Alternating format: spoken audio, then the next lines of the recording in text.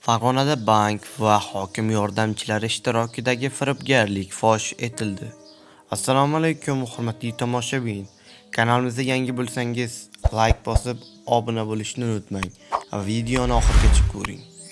Mazkur shaxslarga nisbatan Jinoyat kodeksining 168-moddasi 3-qismi v bandi bilan jinoyat ishi qo'zg'atilib, tergov harakatlari olib borilmoqda. Xalq bankining Farg'ona shahar boshqarmasi xodimlari va viloyat hokimining 2 nafar yordamchisi soxta hujjatlardan foydalanib, boshqa fuqarolar nomiga 153 million so'mlik kredit rasmiylashtirib, pul mablag'larini o'zlashtirgani fosh etildi. Mazkur holat yuzasidan jinoyat ishi qo'zg'atilgan.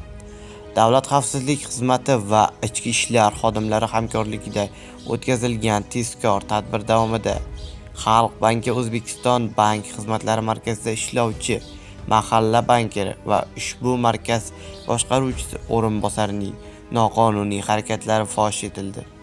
Aniqlanishicha, ular oldindan til biriktirib, 2 nafar fuqaro nomiga 66 million so'm kredit ajratib berish evaziga 10 million so'm pora talab qilgan.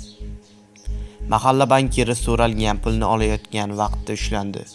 Tergovga qadar o'tkazilgan tergov tezkor tadbirlari davomida uning avvalroq 600 ming so'm, rahbar o'rinbosari esa 920 ming so'm olgani ham ma'lum bo'ldi.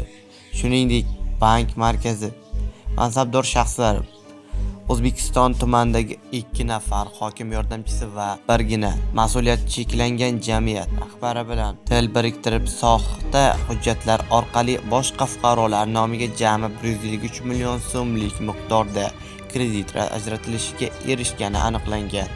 Ajratilgan mablag'lar naqdlashtirib, talon-taroj qilingan.